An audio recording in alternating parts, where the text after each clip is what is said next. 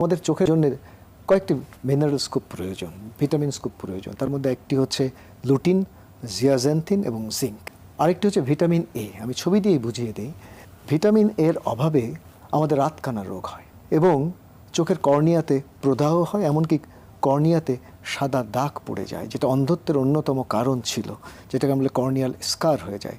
সরকারের এই vitamin A capsule খাওয়ানোর ফলে এই রাতকানা রোগ যেমন কমে গেছে এবং চোখের এই যে কর্নিয়াতে সাদা দাগ হওয়ার পরিমাণও অনেক কমে।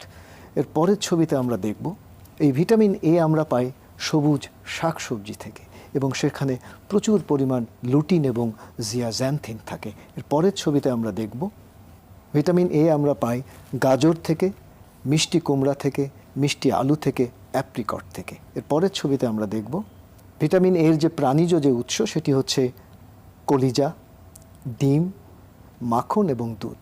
ডিমের মধ্যে প্রচুর লুটিন থাকে, যেটা আমাদের চোখের রেটিনার ক্ষয় প্রতিরোধ করে। ছবিতে আমরা দেখব হলুদ ফলমূল যেমন পাকা আম, পাকা পেঁপে, কলা, কামরাঙা। এর পরের ছবিতে আমরা দেখব ভিটামিন সি আমরা পাই বিভিন্ন লেবু থেকে, স্ট্রবেরি এবং টমেটো থেকে। এই ভিটামিন সি আমাদের ছানি প্রতিরোধ করে, রেটিনার কেন্দ্রের ক্ষয় প্রতিরোধ করে। এর পরের ছবিতে আমরা দেখব ওমেগা 3 ফ্যাটি অ্যাসিড। এটা আমরা পাই বিভিন্ন সামুদ্রিক মাছ থেকে, যেমন স্যামন মাছ, আমাদের বাংলাদেশের প্রিয় পদ্মার ইলিশ মাছ, মলা মাছ, ঢেলা মাছ।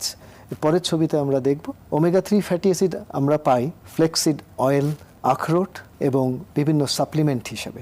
আসলে এই ওমেগা 3 ফ্যাটি অ্যাসিড আমাদের চোখের শুষ্কতা প্রতিরোধ করে এবং রেটিনার কেন্দ্রের ক্ষয় প্রতিরোধ করে। এর পরের ছবিতে আমরা দেখব ভিটামিন ই, সেটা আমরা পাই চীনা বাদাম থেকে, কাঠবাদাম থেকে, সূর্যমুখীর তেল এবং বিচি থেকে, অ্যাভোকেডো থেকে। এর পরের ছবিতে আমরা দেখব জিঙ্ক। এই জিঙ্ক কিন্তু আমাদের চোখের রেটিনার কেন্দ্রের ক্ষয় প্রতিরোধ করে। জিঙ্ক পাই আমরা লাল মাংস থেকে, টক দই থেকে, গোটা শস্যদানা থেকে এবং বিভিন্ন বিচি জাতীয় খাদ্য যেমন শিমের বিচি। এখানে প্রচুর লুটিন থাকে, যেটা আমাদের চোখের রেটিনার কেন্দ্রের ক্ষয়, যেটাকে আমরা ম্যাকুলার ডিজেনারেশনস বলি, সেটা প্রতিরোধ করে।